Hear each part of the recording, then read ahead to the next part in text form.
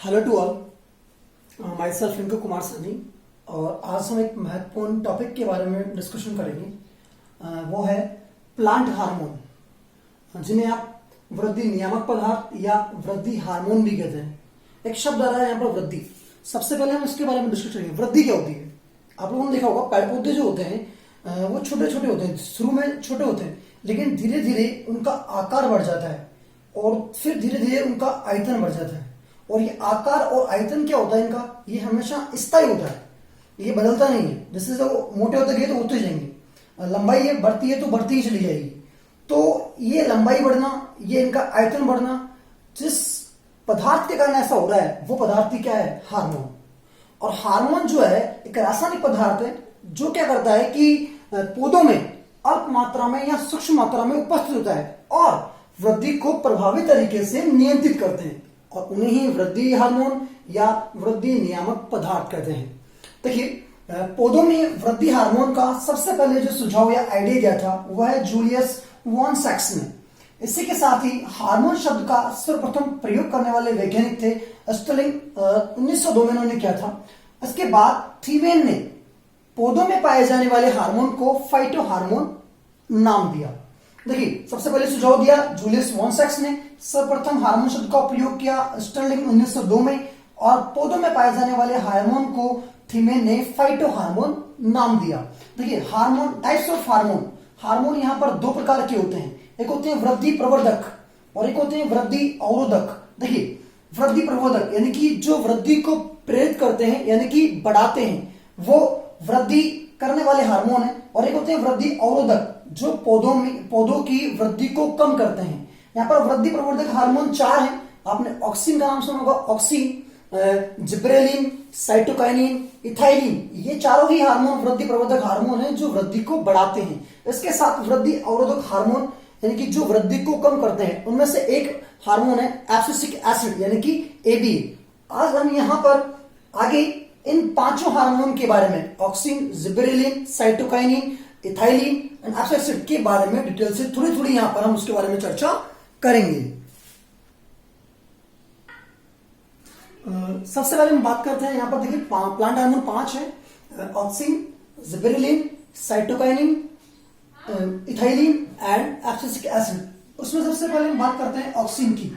देखिए, ऑक्सिन एक ग्रीक शब्द से लिया गया है जिसका मतलब होता है, ऑक्सिन का मतलब होता है वृद्धि करना, ग्रोथ करना। देखिए, यहाँ पर ऑक्सिन के बारे में थोड़ी सी चर्चा करते हैं। सबसे पहले खोजा गया जो ऑक्सिन है, सबसे पहले खोजा गया फाइटो हार्मोन है। और सबसे पहले दो साइंटिस्ट थे, Charles Darwin and Francis Darwin. ये फादर एंड सन थे। इन्होंने क्या किया, कैनेरी घास, जो घास होती है, कैनेरी घास के प्रांकुल छोर पर प्रकाशानुवर्तन के प्रयोग की और उत्तरदायी पदार्थ को इन्होंने स्टिमुल्स कहा। अब प्रकाशानुवर्तन आप जानते हो, जैसे कि हम लोग बात कर लेते हैं, जैसे कि एक ये प्रांकुल छोर मान लीजिए, अगर मान लीजिए हम इस एक तरफ से प्रकाश डालेंगे तो आप लोग जानते हो प्रकाश डालने पर क्या होता है कि ये जो प्रांकुल छोर होता है ये प्रकाश की ओर मुड़ जाता है या वक्र हो जाता है या थोड़ा सा कर्व हो जाता है, ये प्रकाशानुवर्तन है।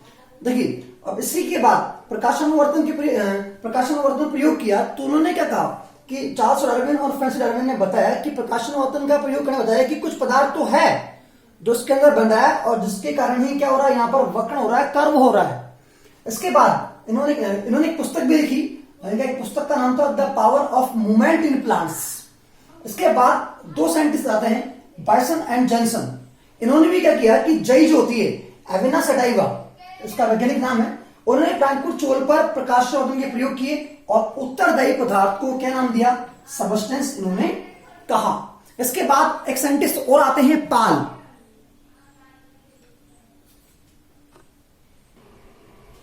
देखिए, इसके बाद फिर पाल आता है।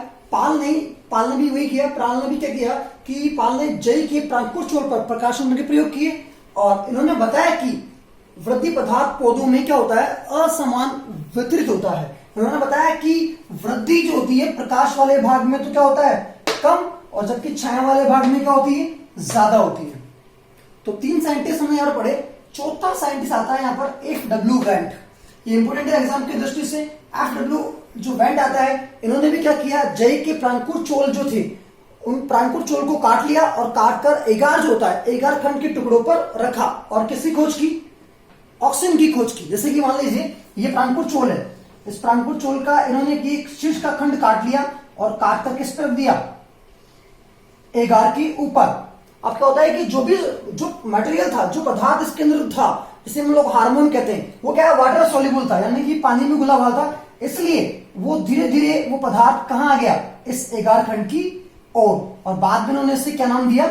ऑक्सीन नाम दिया। देखिए ऑक्सीन की खोज का श्रेय और नाम देने का श्रेय किसको जाता है?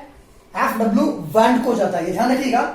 इन्होंने एक बात और बताई, क्या बताया कि प्रकाशिक भाग में 27% ऑक्सीजन होता है, जबकि अप्रकाशिक भाग में 57% ऑक्सीजन होता है, जबकि शेष बचा हुआ 16% जो ऑक्सीजन होता है वो प्रकाश अपघटन के कारण कहां चला जाता है? धीरे धीरे नीचे की ओर चला जाता है। और इसी प्रोसेस को या इसी को हम लोग क्या, इस टेस्ट को हम लोग क्या बोलते हैं? इस प्रश्न को हम क्या बोल देते हैं? एवेना कर्वेचर टेस्ट, यानी कि एवेना चक्र परीक्षण, वक्र परीक्षण, हम इसको नाम दे देते हैं।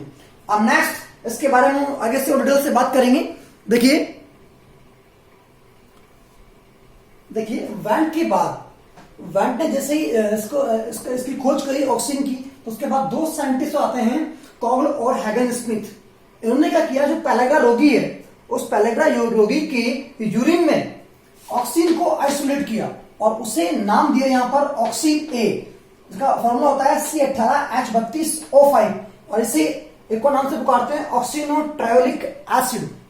इसी के बाद इन्होंने ऑक्सीन बी की खोज करी और वो कहां से प्राप्त किया? ऑक्सीन बी को मक्का के बीजों से इन्होंने आइसोलेट किया। किसको? ऑक्सीन बी को। और उसका फॉर्मूला है C18H32O4 और इसको एक और नाम से पुकारते हैं ऑक्सीनोलोनिक एसिड। इसके बाद इन्होंने तीसरे कंपाउंड की खोज करी, जिसे ह्यूमन है उसके यूरिन से इन्होंने आइसोलेट किया और उसे इन्होंने नाम दिया हेटेरोऑक्सीन। हेटेरोऑक्सीन का फॉर्मूला है C10H9O2N और इसे एक और नाम से पुकारते हैं IAA, यानी कि इंडोल 3 एसिटिक एसिड। याद रखिए कि IAA पौधों में पाया जाने वाला एक प्राकृतिक ऑक्सीन है। तो यहां पर हमने अलग अलग वैज्ञानिकों के बारे में बात करी जिन्होंने ऑक्सीजन को, लेकिन ऑक्सीजन की जो खोज और नाम देने का श्रेय है वो सिर्फ जाता है FW वैंड को। इस प्रकार से ऑक्सीजन ए की खोज हुई, फिर ऑक्सीजन बी की खोज हुई और फिर यहां पर हेटेरोऑक्सीन की खोज हुई, जिसे बाद में IAA नाम दिया गया, जो कि एक प्राकृतिक क्या है? ऑक्सीन है। हम इसकी कुछ परिभाषाओं की बात करेंगे कि ऑक्सीजन की कुछ परिभाषाएं भी है। फर्स्ट डेफिनेशन की है कि IAA यानी कि इंडोल 3 एसिटिक एसिड था, इसके समान गुण रखने वाले जितने भी प्राकृतिक और कृत्रिम पदार्थ होते हैं उन सभी को क्या नाम दिया गया है? यहाँ पर क्या कहते हैं? उनको ऑक्सीन कहते हैं। एक और इसकी परिभाषा है कि वे कार्बनिक पदार्थ जो 0.01 मोलर सांद्रता से कम सांद्रता में कहां पाए जाते हैं? पौधे में होते हैं तथा प्रोह के विवर्धन को क्या करते हैं? प्रेरित करते हैं। उन्हें भी क्या कहते हैं? ऑक्सीन कहते हैं। तो ये दो परिभाषाएं ऑक्सीजन की है। अब यहां पर अब देखेंगे केमिकल नेचर ऑफ ऑक्सीजन, यानी कि ऑक्सीजन की रासायनिक प्रकृति। और इस रासायनिक प्रकृति को बताने वाले वैज्ञानिक थे कॉगल एंड हैगन स्मिथ। इन्होंने क्या किया? यहाँ पर रासायनिक प्रकृति के आधार पर जो ऑक्सीजन है ये दो प्रकार के होते हैं। एक होता है हमारे यहाँ पास प्राकृतिक ऑक्सीजन और एक होता है हमारे पास में कृत्रिम ऑक्सीजन। तो ऑक्सीजन जो है दो प्रकार के हो गए, प्राकृतिक ऑक्सीजन और एक कृत्रिम या संश्लेषित ऑक्सीजन। देखिए प्राकृतिक ऑक्सीजन का फॉर्मूला है यहाँ पर C10H9O2N। देखिए इसका केमिकल रासायनिक जो नाम है वह है IAA।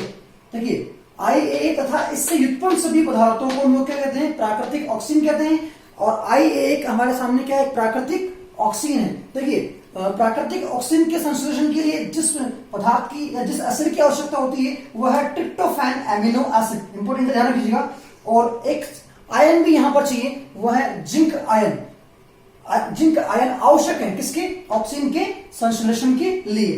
ध्यान दीजिए इसका निर्माण कहां होता है? जड़ और तने के विभेदक पर ऑक्सीजन का निर्माण होता है। तो ये तो थे हमारे पास प्राकृतिक ऑक्सीजन। हम बात करते हैं कृत्रिम ऑक्सीजन के बारे में। देखिए कृत्रिम रूप से बनाए गए ऐसे रासायनिक यौगिक जो ऑक्सीजन के समान कार्य करते हैं उन्हें संश्लेषित या कृत्रिम ऑक्सीजन कहते हैं। हम यहाँ पर कुछ एग्जाम्पल देखेंगे, जैसे कि IBA इंडोल 3 ब्यूटायरिक अम्ल, एक और एग्जांपल है NaA यानी कि नैफ्थलीन एसिटिक अम्ल। एक और एग्जांपल है IPA इंडोल 3 प्रोपियोनिक अम्ल। एक और एग्जांपल है जो आपने सुना हुआ है 2,4-D यानी कि 2,4 डाइक्लोरोफेनॉक्सी एसिटिक अम्ल।